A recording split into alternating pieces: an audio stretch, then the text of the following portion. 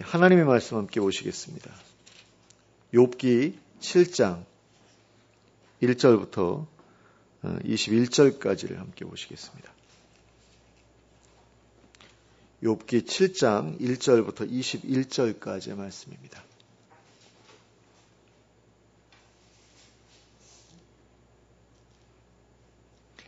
함께 합독하도록 하겠습니다. 함께 읽겠습니다. 시작. 이 땅에 사는 인생에게 힘든 노동이 있지 아니하겠느냐?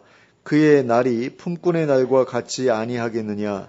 종은 저녁 그늘을 몹시 바라고 품꾼은 그의 삭슬 기다리나니 이와 같이 내가 여러 달째 고통을 받으니 고달픈 밤이 내게 작정되었구나. 내가 누울 때면 말하기를 언제나 일어날까? 언제나 밤이 갈까 하며 새벽까지 이리 뒤척 저리 뒤척 하는구나. 내 살에는 구더기와 흙덩이가 의복처럼 입혀졌고 내 피부는 굳어졌다가 터지는구나. 나의 날은 배틀의 북보다 빠르니 희망 없이 보내는구나.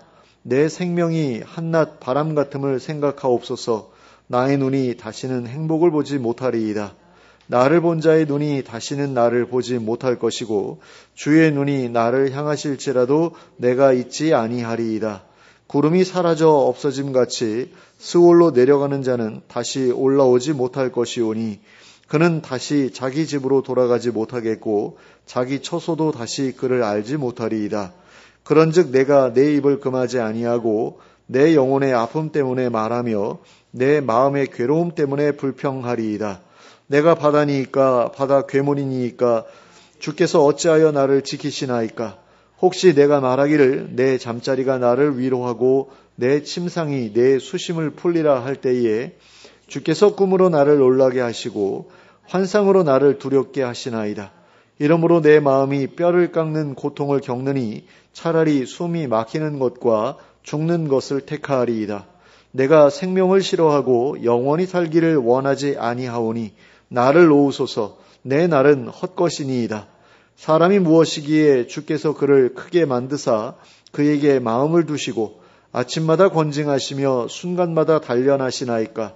주께서 내게서 눈을 돌이키지 아니하시며 내가 침을 삼킬 동안도 나를 놓지 아니하시기를 어느 때까지 하시리이까? 사람을 감찰하시는 이여 내가 범죄하였던들 주께 무슨 해가 되오리이까? 어찌하여 나를 당신의 관역으로 삼으셔서 내게 무거운 짐이 되게 하셨나이까? 주께서 어찌하여 내 허물을 사하여 주지 아니하시며 내 죄악을 제거하여 버리지 아니하시나이까?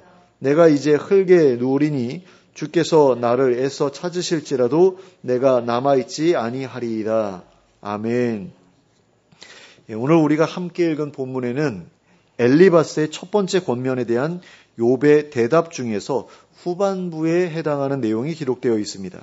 욥이 자신의 대답 전반부에서 자신이 당하고 있는 고난의 극심함과 자신에게 위로를 주지 못하는 친구들에 대한 불만을 이야기하였다면 후반부에 해당하는 본문에서는 하나님을 향한 자신의 불만을 이야기하고 있는 것을 볼 수 있습니다.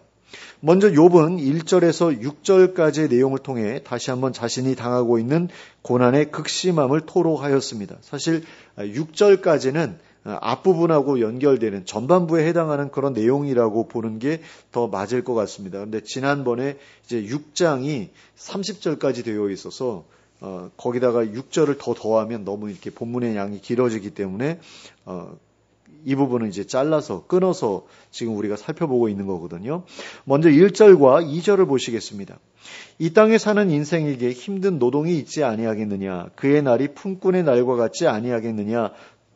종은 저녁 그늘을 몹시 바라고 품꾼은 그의 삭슬 기다리나니 여기에서 욥은 자신의 인생이 힘든 노동으로 점철된 품꾼의 인생처럼 너무 힘이 든다고 말하고 있습니다. 그래서 종이 저녁 그늘을 기다리는 것처럼 품꾼이 자기의 삭슬 기다리는 것처럼 그와 같은 고통에서 벗어나기를 기다리고 있다고 말하고 있습니다. 그러니까 지금 많이 힘든 상태고 거기에서 빨리 벗어났으면 좋겠다라는 그런 마음가짐을 자기가 가지고 있다라는 거죠. 그 다음으로 3절과 4절입니다. 이와 같이 내가 여러 달째 고통을 받으니 고달픈 밤이 내게 작정되었구나. 내가 누울 때면 말하기를 언제나 일어날까 언제나 밤이 갈까 하며 새벽까지 이리 뒤척 저리 뒤척 하는구나.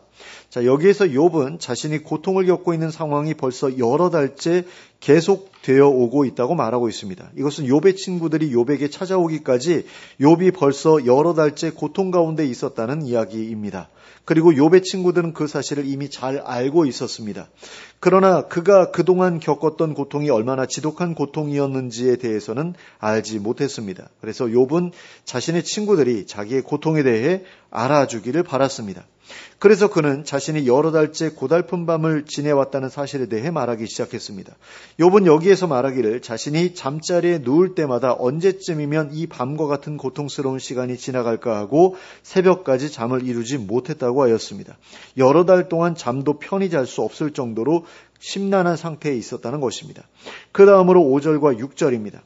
내 살에는 구더기와 흙덩이가 의복처럼 입혀졌고 내 피부는 굳어졌다가 터지는구나. 나의 날은 배틀의 북보다 빠르니 희망 없이 보내는구나. 자, 여기에서 살의 구더기와 흙덩이가 의복처럼 입혀졌다고 말하고 있는데 정말로 구더기가 몸에 달라붙어 있을까라고 했을 때 좀 그건 아닌 것 같지 않습니까? 그래서 이것을 어떻게 해석을 하냐면 온몸에 이제 고름이 맺혀 있는 어떤 그런 상황을 구더기가 달라붙어 있는 것처럼 그렇게 묘사한 것이다. 그리고 흙덩이는 이제 딱지가 앉은 것을 묘사하는 것으로 그렇게 볼 수 있겠습니다. 자신에게 찾아온 피부병이 얼마나 지독한지에 대해서 지금 말하고 있는 것이다. 이렇게 이해할 수 있다라는 겁니다. 그리고는 자신의 날이 아무런 희망도 없는 가운데 빠르게 흘러가고 있다고 하였습니다. 하루하루 시간은 빠르게 흘러가는데 자기는 거기에서 아무런 의미도 찾을 수 없다라는 그런 이야기인 거죠. 그러니까 아무것도 할 수 없는 그런 상황이잖아요. 피부병이 너무 극심한 가운데 있고 그리고 사업은 다 망해버렸고 아마 종들도 많이 죽었을 거고 또 어떤 사람들은 야 여기는 저주받았어 그러면서 도망쳤을 거고 그런 상황에서 그냥 시간만 흘러가는 거죠. 좌절해서 주저앉아 있는 가운데. 그러니까 우울증에 걸려가지고 아무것도 못하는 사람들 있잖아요. 그 주부들 우울증에 걸리면 집안 청소 같은 거 아무것도 안 하고 애들도 돌보지 않고 그냥 내버려 둬가지고 애들 그 옷에서 냄새가 나는데도 갈아입히지도 않고 어떤 그런 모습들을 보지 않습니까? 근데 욥의 상황이 그런 상황이었다라는 거죠. 그러니까 아무 의미 없이 시간만 흘러간다라고 느꼈다라는 겁니다. 욥은 이렇게 자신의 비참한 상황에 대한 이야기를 늘어놓은 후에 이번에는 하나님을 향해 자신의 신세를 한탄하기 시작했습니다. 7절부터 10절까지의 말씀입니다. 내 생명이 한낮 바람 같음을 생각하옵소서. 나의 눈이 다시는 행복을 보지 못하리이다. 나를 본 자의 눈이 다시는 나를 보지 못할 것이고 주의 눈이 나를 향하실지라도 내가 잊지 아니하리이다. 구름이 사라져 없어짐같이 스올로 내려가는 자는 다시 올라오지 못할 것이오니 그는 다시 자기 집으로 돌아가지 못하겠고 자기 처소도 다시 그를 알지 못하리이다. 자, 욥은 7절에서 하나님께 자신의 생명이 그리 길지 않은 것을 생각해 달라고 하였습니다. 자신이 다시는 행복한 일들을 보지 못하고 인생을 마치게 될 것을 생각해 달라고 하였습니다. 나 너무 불쌍하지 않습니까? 라는 그런 이야기인 거죠. 8절에서는 자신이 얼마 있지 않아 죽게 될 것이고 그렇게 되면 자신을 알던 사람들은 물론이고 주님께서도 자신을 볼 수 없게 될 것이라고 하였습니다. 그리고 9절과 10절에서는 구름이 사라져 없어지는 것처럼 스올, 즉 음부로 내려가는 사람은 다시 올라오지 못할 것이니 그는 다시 자기 집으로 돌아가지 못하게 될 것이고 그의 처소도 그를 기억하지 못하게 될 것이라고 하였습니다. 여기서 지금 음부로 내려가는 사람은 다시 올라오지 못할 것이다 라고 말하고 있는데요. 이것은 욥이라는 사람에게 그 내세에 대한 그런 그 인식이 아직은 없었다라는 것을 우리에게 이야기해 줍니다. 그러니까 우리에게는 부활의 소망이 있잖아요. 근데 욥에게는 지금 부활의 소망이 없는 거죠. 그런 가운데 이제 죽으면 모든 게 끝난다. 라는 그런 생각을 가지고 있었던 것이고 그런데 내게는 이제 살 날이 얼마 남지 않았구나 라는 이야기를 지금 하고 있는 겁니다. 그런 상황 가운데에서 이제 하나님이 나를 좀 불쌍히 여겨주셨으면 좋겠다라는 그런 마음을 지금 토로한 것이다. 이렇게 이해하시면 되겠습니다. 그런데 욥이 여기에서 바랐던 것은 하나님께서 자신의 병을 고쳐주시고 삶을 회복시켜 주시는 것이 아니었습니다. 그러니까 병 고쳐주세요라는 그런 기도는 거의 찾아보기가 어렵습니다. 제가 놓쳤을 수도 있는데 저는 한 번도 못 본 것 같아요. 내 병 고쳐주세요라는 그런 이야기를 하는 것을 한 번도 본 적이 없는 것 같습니다. 욥기에서. 욥이 여기에서 바랐던 것은 자신이 늘어놓는 한탄을 하나님께서 이해해 주시는 것이었습니다. 주셨습니다. 내가 지금 너무 힘들어서 불평을 늘어놓으려고 하는데 하나님께서 나를 불쌍히 여겨주셔서 내 불평을 좀 받아주십시오. 라는 것입니다. 그것이 바로 11절의 내용입니다. 그런즉 내가 내 입을 금하지 아니하고 내 영혼의 아픔 때문에 말하며 내 마음의 괴로움 때문에 불평하리이다. 지금 이렇게 말하고 있습니다. 그러니까 내가 살 날도 얼마 남지 않았는데 영혼의 아픔과 마음의 괴로움 때문에 늘어놓는 이 불평을 하나님 좀 들어주십시오라는 그런 이야기인 거죠. 그리고 이제부터는 진짜로 하나님께 자신의 불만을 늘어놓기 시작합니다. 12절부터 14절까지의 말씀입니다. 내가 바다니이까 바다 괴물이니이까 주께서 어찌하여 나를 지키시나이까. 혹시 내가 말하기를 내 잠자리가 나를 위로하고 내 침상이 내 수심을 풀리라 할 때에 주께서 꿈으로 나를 놀라게 하시고 환상으로 나를 두렵게 하시나이다.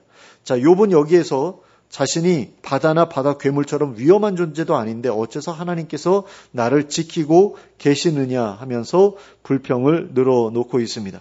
욥이 하나님께 이렇게 말씀드렸던 이유는 잠이라도 푹 자가지고 잠시 동안만이라도 고통에서 벗어나고 싶은데 잠을 잘 때마다 꿈을 꾸는 겁니다. 근데 그 꿈이라는 게 고대인들은 하나님께서 주시는 거라고 생각을 했잖아요.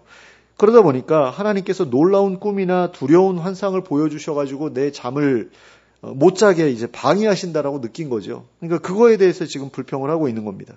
그래서 욥은 하나님께 차라리 나를 죽여달라고까지 그렇게 말씀드리고 있는 것을 볼 수 있습니다. 15절과 16절 말씀입니다. 이러므로 내 마음이 뼈를 깎는 고통을 겪느니 차라리 숨이 막히는 것과 죽는 것을 택하리이다. 내가 생명을 싫어하고 영원히 살기를 원하지 아니하오니 나를 놓으소서. 내 날은 헛것이니이다. 자, 잠도 못 자고 놀라운 꿈과 두려운 환상에 시달리는 것이 뼈를 깎는 고통처럼 느껴진다라는 거죠. 그래서 그런 일을 계속 당하느니 차라리 숨이 막혀 죽는 것이 낫겠다라는 겁니다. 그러니 차라리 자기를 놓아달라고 말씀드리고 있습니다. 자신의 헛된 인생을 끝내달라고 말씀드리고 있는 겁니다. 그리고는 이제는 하나님의 관심조차도 부담스럽다라고 하였습니다. 그러니 자신을 내버려 달라고 하였습니다. 17절부터 21절까지의 말씀입니다. 사람이 무엇이기에 주께서 그를 크게 만드사 그에게 마음을 두시고 아침마다 권징하시며 순간마다 단련하시나이까. 주께서 내게서 눈을 돌이키지 아니하시며 내가 침을 삼킬 동안도 나를 놓지 아니하시기를 어느 때까지 하시리이까. 사람을 감찰하시는 이여 내가 범죄하였던들 주께 무슨 해가 되오리이까. 어찌하여 나를 당신의 관역으로 삼으셔서 내게 무거운 짐이 되게 하셨나이까. 주께서 어찌하여 내 허물을 사하여 주지 아니하시며 내 죄악을 제거하여 버리지 아니하시나이까. 내가 이제 흙에 누우리니 주께서 나를 애써 찾으실지라도 내가 남아있지 아니하리이다. 자, 이 부분에 대해서는 다음 주에 더 자세히 살펴보기 위해서 남겨두도록 하겠습니다. 다만 간단하게 말씀드리면 하나님께 무슨 이유로 나를 괴롭게 하시느냐 하고 질문하는 내용이라고 할 수 있겠습니다. 그런데 여기에서 우리는 이제 욥이 자신의 처한 상황에 대해 조금씩 분노를 표출하기 시작하고 있음을 발견하게 됩니다. 그러니까 딱 느껴지지 않습니까? 제가 방금 읽어드린 부분에서 야, 욥이 좀 화가 났구나 정말로. 그런 느낌이 들잖아요. 그는 여러 달 동안이나 계속 이어지고 있는 고통 속에서 서서히 지쳐가고 있었습니다. 그리고 자신이 처한 상황에 대해 분노를 느끼고 있었습니다. 그런데 친구들이 거기에 기름을 끼얹어 버렸죠. 위로를 기대했건만 위로가 아닌 비난과 책망이 돌아왔습니다. 그래서 욥은 자신의 분노를 친구들에게 쏟아내기 시작했습니다. 너희들은 말라붙은 시내처럼 아무 쓸모도 없는 친구들이다 라고 하면서 친구들을 비난하기 시작했던 겁니다. 그게 이제 우리가 앞에서 살펴본 내용이죠.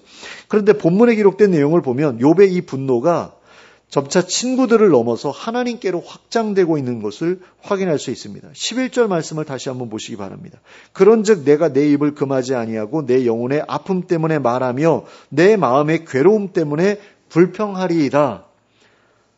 자, 이제부터는 하나님께도 불평을 좀 늘어놓겠다라는 그런 이야기죠. 그런데 여기서 불평하리이다라고 번역된 단어는 원래 그냥 말하다라고 번역할 수 있는 그런 중립적인 단어라고 합니다.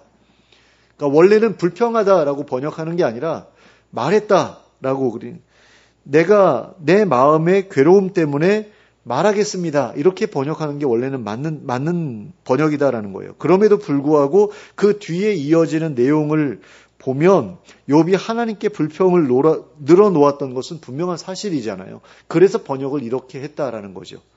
그러니까 원래는 그냥 말하겠습니다라고 번역을 해야 되는데 뒤에 이어지는 내용을 보니까 불평한 내용들이 잔뜩 기록이 돼 있잖아요. 그렇기 때문에 이제 불평하겠습니다라고 말한 것으로 번역을 했다라는 겁니다. 그런 점에서 욥은 이 시점에서 신앙의 큰 위기를 맞이했다라고도 할 수 있는 거죠. 그렇잖아요. 내가 하나님께 내 삶에 대해서 불평을 말하기 시작했다라는 것은 이 사람의 신앙이 지금 위기에 처했다라는 그런 이야기하고도 같은 이야기 아닙니까? 그러니까 여기에서 한 걸음만 더 나아가 버리면 진짜로 하나님을 원망하고 하나님을 자신의 삶에서 포기해 버릴 수도 있게 되는 것 아닙니까? 그러니까 그런 상황에 지금 욥이 처해 있었다라는 겁니다. 그러나 욥은 그렇게 위험한 경계선 위에 서 있었음에도 불구하고 절대로 그 선을 넘어가지는 않았던 거죠. 그래서 나중에 하나님께서 욥에 대해서 그렇게 막 뭐라고 하시지는 않잖아요. 그러니까 너가 뭘 안다고 그렇게 떠들어대라는 그런 이야기는 하셨어도 욥이 왜 나를 이렇게 힘들게 하십니까? 라고 불평했을 때 하나님 거기에 대해서는 한마디도 책망을 안 하셨거든요. 이건 무슨 얘기냐면 욥이 불평을 하기는 했어도 어떤 경계선을 넘어가서 하나님의 심기를 건드리는 그런 짓까지 하지는 않았다라는 그런 이야기입니다. 그리고 계속해서 하나님의 자비를 구했지 않습니까? 게다가 욥이 여기에서 보여주고 있는 모습은 죽음에 직면한 사람이라면 누구라도 보여줄 법한 모습이었다라는 겁니다. 1960년대에 미국의 엘리자베스 쿠블러 로스라는 그런 박사님이 계시는데 그분이 죽음과 죽는 것이라는 자신의 책에서 죽음에 직면한 사람들이 전형적으로 보여주는 감정의 진전 단계를 부정과 고립, 분노, 타협, 낙심, 수용의 단계 순으로 정리해서 발표했습니다. 또 콜린 머리 파크스라는 사람 역시 사별이라는 자신의 책에서 슬픔의 단계를 정리해서 보여주었는데 그 과정은 전형적으로 무감각, 충격, 질문, 낙심, 분노, 결단의 단계를 거친다고 하였습니다. 그리고 욥의 경우는 콜린 머리 파크스가 정리한 슬픔의 단계를 밟아 나가고 있는 것처럼 보입니다. 그래서 처음에 무감각인데요. 욥도 정신이 없잖아요. 그래가지고 친구들이 왔을 때 7일 동안이나 아무 말도 안 하고 그냥 넋이 나가 있는 상태로 주저앉아 있지 않았습니까? 그러니까 무감각인 거죠.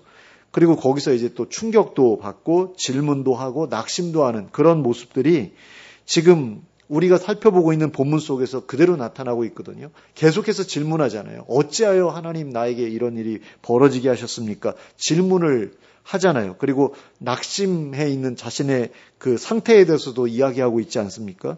그러니까 그게 이제 충격받은 그 결과인 거죠. 그러니까 죽음을 앞에 둔 사람 또는 뭐 사별을 통해서 배우자를 잃은 사람 아니면은 갑작스럽게 그 뭔가를 상실해버린 사람, 장애가 생겨가지고 뭐 팔다리가 잘리거나 아니면 눈이 멀거나 한 그런 사람들이 이런 단계를 밟아 나간다라는 겁니다. 정서적인 부분에 있어서. 근데 욥도 그와 같은 단계를 밟아 나가고 있는 거예요. 그러니까 모든 사람들이 다 겪고 있는, 거치고 있는 그런 모습들이 욥에게서 그대로 나타나고 있는 것이다라는 거죠. 특별히 더 나쁜 짓을 하고 있는 게 아니라 누구라도 다 그런 과정을 밟게 된다라는 겁니다. 욥은 자신이 당한 커다란 사건 속에서 큰 충격을 느꼈고 자신이 왜 이런 일을 겪어야 하는가에 대해서 계속해서 질문을 던졌습니다. 그러나 그는 자신의 질문에 대한 시원한 대답을 듣지 못했을 뿐 아니라 친구들의 몰이해로 인해 큰 상처까지 입었습니다. 그래서 그는 낙심하지 않을 수 없게 되었고 친구들은 물론이고 이 고통의 원인자라고 생각되는 하나님에 대해서도 분노를 느낄 수밖에 없었던 겁니다. 그러나 욥의 이러한 모습은 충격적인 사건을 경험하고 절망 가운데 빠져있는 사람이라면 누구라도 보일 법한 모습이라고 할 수 있습니다. 그러므로 우리는 욥이 자신의 분노를 죄의 수준에까지 이끌고 나아갔느냐 그렇지 않았느냐 하는 것을 기준 삼아서 욥이 범죄하였느냐 범죄하지 않았느냐 하는 것에 대해 평가해야만 합니다. 그냥 어떻게 저럴 수가 있어 그러면서 나쁜 놈이야 이렇게 정죄해서는 곤란하다라는 거죠. 분노하는 것 자체가 욥이 죄를 지었다라고 평가할 수 있는 기준은 되지 못한다라는 겁니다. 그러니까 신약 성경에서도 그런 이야기를 하잖아요. 분을 품어도 그날 안으로 끝내라고 이야기를 하죠. 그 다음 날로 그 분노를 넘기지 말라고 그렇게 이야기를 하잖아요. 그러니까 그 다음 날까지 넘기면 그건 죄가 될 수 있는 거죠. 근데 분이 났을 때 그것에 대해서 내가 어떤 식으로든 이렇게 차분하게 해소를 시켰다라고 한다면 화를 품은 것까지, 분노를 품은 것까지 죄로 볼 수는 없다라는 겁니다. 근데 그 분노를 품고서 죄된 행동을 했을 때 누군가를 때린다거나 아니면 욕을 한다거나 저주한다거나 했을 때 그게 이제 죄가 될 수 있다라는 거죠. 근데 저주하는 것조차도 사실은 죄가 되지 않는 경우도 있습니다. 뒤에서 이제 말씀드리겠지만요. 게다가 욥은 자신의 분노를 표출할 때 계속해서 질문과 탄원의 형식을 빌려서 표출하고 있는 것을 볼 수 있습니다. 그러니까 분노를 바라는데요. 그 분노의 표출 방식이 질문하고 탄원이에요. 욥이 분노를 표출했던 방식에서는 원망이나 욕설 같은 것은 찾아볼 수 없습니다. 그러므로 그의 불평은 하나님께서 용납하실 수 있는 수준에서 벗어나지 않았다라고 말할 수 있다는 겁니다. 분노는 표출했으되 죄를 짓는 수준에까지는 이르지 않았다라는 거죠. 그리고 그런 점에서 욥의 이와 같은 모습은 분노를 처리하는 방식에 있어서 아주 좋은 본이 된다라고 할 수 있을 겁니다. 우리 믿는 사람들이 속에서 분이 올라올 때 그것을 어떻게 처리해야 되느냐에 대한 하나의 본이 될 수 있는 그런 모습이 바로 욥의 모습이라는 겁니다. 그러나 욥의 친구들이 보기에는 욥의 이러한 태도가 무척이나 불경스러운 태도로 보였을 겁니다. 그러니까 계속해서 욥을 공격하지 않았겠어요. 너가 어떻게 그런 식으로 할 수 있어? 이러면서요. 하지만 욥의 이러한 태도는 욥을 정죄하며 욥을 말리려고 했던 친구들의 태도보다도 하나님께 더 긍정적인 평가를 받았던 것을 우리는 기억할 필요가 있습니다. 뒤에 가서 42장쯤 가가지고 하나님께서 욥의 친구들보다 욥이 더 잘했어라고 판단해 주시잖아요. 그런데 이러한 하나님의 평가는 어떤 사람들에게 굉장히 혼란한 마음을 가져다 줍니다. 도대체 하나님께서는 어떤 기준을 가지고 욥과 그의 친구들을 평가하신 것일까 하고 말입니다.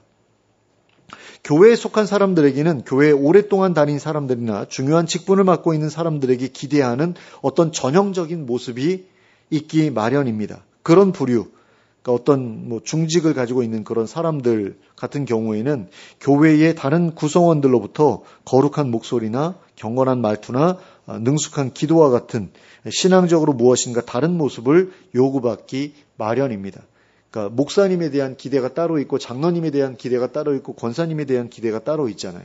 뭔가 우리하고는 좀 달라야 돼라는 어떤 그런 마음이 있지 않습니까? 그리고 만일 그런 부류에 속한 사람들 가운데 자기들이 기대하는 모습과 거리가 먼 모습을 보여주는 사람이 발견되면 그 사람은 많은 사람들에 의해 욕을 먹거나 배척을 당하기도 합니다. 아니요, 목사님이 어떻게 저럴 수 있어? 장로님이 어떻게 저럴 수 있어? 이런 식으로 이렇게 욕을 하고 배척하고 하는 그런 일들이 벌어진다라는 거죠. 그러나 주변 사람들의 경직된 인식과 요구 때문에 얼마나 많은 사람들이 정직하게 자신을 드러내지 못하고 위선적인 모습으로 신앙생활을 영위해 나가게 되는지 모릅니다. 그러니까 다른 사람들이 자신을 바라보는 시선 때문에 아직까지 자신이 도달하지 못한 높은 수준의 모습을 연기하면서 살아가게 되는 경우가 많다라는 겁니다. 그러니까 나는 그렇게 대단한 사람이 아닌데 다른 사람들이 다 나를 대단한 사람으로 봐요. 그러니까 연기를 하는 거죠. 근데 그게 위선이고 가식일 수 있다라는 게 이제 문제가 되는 겁니다. 그런 사람들은 자신의 속마음이 어떻든 간에 다른 사람들 앞에서 계속해서 웃는 모습만 보여주어야 하고 또 고상하고 거룩한 모습만 보여주어야 합니다. 그러나 과연 그러한 모습이 하나님께서 그 사람들에게 진정으로 기대하시는 모습일까에 대해서 우리는 생각해 보지 않을 수가 없습니다. 신앙적으로 성숙하고 성령 충만을 많이 경험했다고 해서 사람들이 또 다 똑같은 모습으로 변화되는 것도 아니죠. 그러니까 성령 충만을 경험했다라고 했을 때 사람들이 바뀌는 건 맞아요. 근데 그 바뀌는 모습이 다 똑같은 모습으로 획일화 되느냐라고 했을 때 그건 아니다라는 거죠. 그러니까 거룩한 삶에도 다양한 모습이 있을 수 있다라는 거예요. 그러니까 내가 거룩해졌다라고 해가지고 내 취미 생활도 다른 사람들과 다 똑같이 가스펠 음악만 듣고 트로트 같은 건 절대로 듣지도 않고 영화도 안 보고 옛날에 그랬던 적이 있거든요. 미국에서 청교도라는 그런 사람들이 이렇게 막 그 붐처럼 일어났을 때 그 사람들은 극장 가는 것도 죄로 정죄를 했거든요.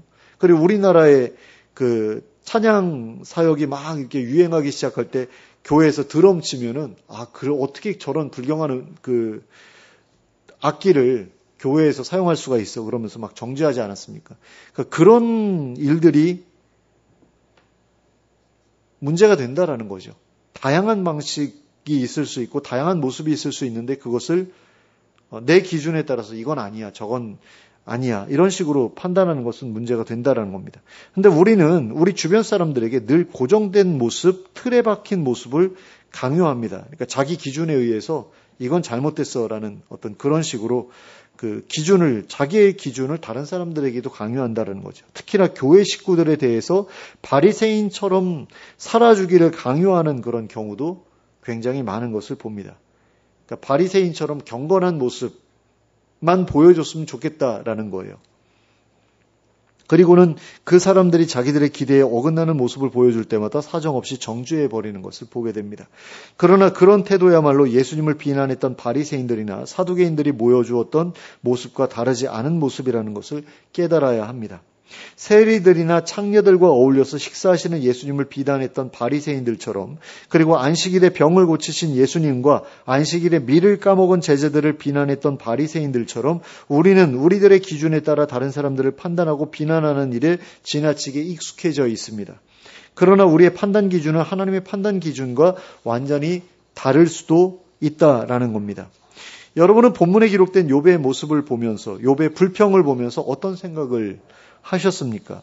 어떻게 온전하고 정직하여 하나님을 경외하며 악에서 떠난 사람이라는 평가까지 받았던 사람이 저렇게 말할 수 있는가 하고 놀라지 않으셨습니까? 만약 그러한 놀람이 여러분들의 마음속에 있었다고 한다면 신앙적으로 바른 태도가 어떠한 것인지에 대한 여러분들의 판단 기준은 욥의 친구들의 판단 기준과 별반 다를 바 없을지도 모릅니다. 그리고 그와 같은 기준을 가지고 있다는 것은 하나님이 어떤 분이신지를 잘 알지 못하기 때문에 그런 것일 수도 있습니다. 그러니까 예수님 시대의 바리새인이나 사두개인들이 그랬던 것처럼 하나님에 대해서 잘 모르기 때문에 자기 나름대로의 판단 기준을 가지고 사람들을 정죄하고 있는 것일 수도 있다라는 겁니다. 제가 가끔 그 시편 109편을 소개하면서 우리도 이런 식으로 기도할 수 있다고 말씀드리면 그 말에 대해 크게 놀라거나 충격을 받는 분들이 적지 않습니다. 시편 109편에서 우리는 다윗이 자신의 원수를 크게 저주하고 있는 것을 확인할 수 있습니다. 그 내용을 조금 소개해드리면 다음과 같습니다. 시편 109편 6절부터 13절까지의 말씀입니다. 악인이 그를 다스리게 하시며 사탄이 그의 오른쪽에 서게 하소서. 그가 심판을 받을 때에 죄인이 되어 나오게 하시며 그의 기도가 죄로 변하게 하시며 그의 연수를 짧게 하시며 그의 직분을 타인이 빼앗게 하시며 그의 자녀는 고아가 되고 그의 아내는 과부가 되며 그의 자녀들은 유리하며 구걸하고 그들의 황폐한 집을 떠나 빌어먹게 하소서.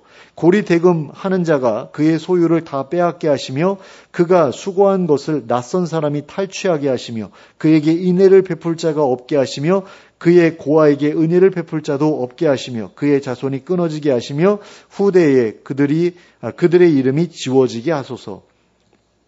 자, 다윗이 지금 무슨 기도를 하고 있습니까? 자신의 원수가 빨리 죽게 되기를 기도하고 있습니다. 그의 자녀들이 고아가 되고 거지가 되기를 기도하고 있습니다. 그의 사업이 부도를 맞아 망해버리고 그 가문의 대가 끊겨버리기를 기도하고 있습니다. 이것이 바로 다윗이 하나님께 드렸던 기도였습니다. 그리고 이 기도가 성경에 기록되었다는 것은 하나님께서 이 기도를 받아주셨다는 증거라고 할 수 있습니다. 그러니까 너희도 이렇게 기도해라. 이렇게 기도해도 괜찮아. 라고 하나님께서 인정하셨기 때문에 이 기도가 여기에 기록되어 있는 것이다 라는 거죠. 그렇기 때문에 이거는 구약시대에만 한정된 거야. 신약시대를 살고 있는 우리하고는 상관이 없는 거야. 이렇게 단순하게 말할 수는 없는 것이다 라는 겁니다. 그래서 우리가 따라해도 되는 기도, 기도의 본으로 삼아도 되는 기도, 이렇게 볼 수도 있다라는 거죠. 근데 이런 말씀을 드리면 아주 크게 놀라는 분들이 계십니다. 어떻게 예수 믿는 사람이 다른 사람을 저주하는 기도를 할 수 있느냐라는 거죠. 물론 남을 저주하는 기도가 바람직한 기도는 아닐 수 있습니다. 그러나 우리는 이러한 기도가 친히 원수를 갚지 말고 하나님께 맡기라고 하신 말씀에 대한 순종의 한 가지 방편이라는 사실을 알 필요가 있습니다. 다윗은 왕이었잖아요. 그러니까 얼마나 대단한 권력을 가지고 있습니까? 그리고 밑에는 군사들이 있었죠. 근데 원수가 있어요. 그러면 이 원수를 자기가 직접 갚는 게 전혀 문제가 되지 않죠. 군사를 보내가지고 그 사람을 붙잡아 오게 해가지고 처벌할 수도 있고, 뭐 그냥 군사를 보내가지고 그 가족들까지 싹 쓸어버릴 수도 있는 거잖아요. 그런데 그러지 않았다라는 거죠. 다윗은 이렇게 기도함으로써 자신의 원수 갚는 것을 하나님께 맡겨드린 겁니다. 그런 점에서 다윗의 이러한 기도는 그의 신실함을 보여주는 증거였다라고 말해도 과언이 아닙니다. 그러니까 직접 죽이지 않고 하나님께 맡겨드렸잖아요. 그럼 얼마나 훌륭한 신앙인이냐라는 이야기를 할 수가 있는 거죠. 그러니까 일국의 왕이라는 신분을 가진 사람이 끌어오르는 복수심을 억누르고 자기 스스로 원수 갚는 대신에 하나님께서 친히 원수를 갚아주시기를 기도함으로써 원수 갚는 것을 하나님께 의탁하였다. 이게 얼마나 훌륭한 태도되냐라는 거죠. 그러니까 사실 이렇게 해야 되는데 이렇게 하는 게 쉽지가 않아요. 우리 윤석열 대통령 같은 경우도 나라가 잘못된 방향으로 가고 있다라고 생각했을 때 어떻게 합니까? 군대를 동원해가지고 계엄을 그냥 진행을 시켜버리잖아요. 그러니까 다윗하고는 완전히 다른 태도인 거죠. 다윗 같았으면 그렇게 안 했을 거예요. 하나님께 기도하면서 법적인 그런 테두리 안에서 결정을 했을 것 같습니다. 근데 그게 쉬운 일이 아니다라는 거예요. 그러니까 다윗이 그걸 안 하고 하나님께 기도로 맡겼다라는 게 얼마나 대단한 믿음을 가진 사람이었기 때문에 이렇게 할 수 있었겠느냐, 이런 생각을 우리가 해야지. 아니 어떻게 저렇게 기도할 수 있어, 그러면서 정죄하는 것이야말로 오히려 잘못된 그런 판단이다라는 겁니다.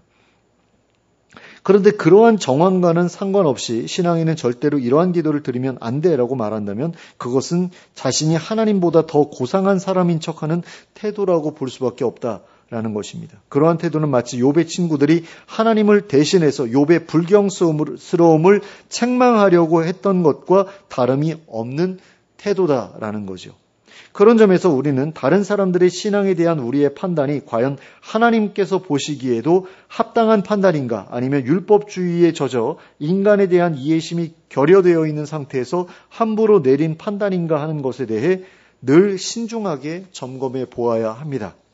자, 이제 말씀을 정리하겠습니다. 오늘의 본문에서 우리가 기억해야 할 것은 욥의 불평에 대해 욥의 친구들은 조금도 용납하려 들지 않았지만 하나님께서는 욥의 불평을 넉넉히 용납해 주셨다는 것입니다. 그리고 우리가 고난 가운데에서 자신의 고통을 한탄하고 죽음에 대한 소망을 이야기하고 자신의 처지를 불평하는 사람에 대해 가져야 할 모습은 욥의 친구들과 같은 모습이 아니라 하나님께서 보여주신 모습과 같아야만 한다라는 것입니다. 그런데 많은 기독교인들이 고통 가운데 있는 사람들을 대할 때에 욥의 친구들처럼, 그리고 예수님 시대의 바리새인들이나 사두개인들처럼 아주 경직된 사고방식에 사로잡혀서 인간미 없는 태도를 보일 때가 얼마나 많은지 모릅니다. 우리는 교회가 작아서 그런 분이 안 계시지만 큰 교회 가보면 그런 분들이 굉장히 많습니다.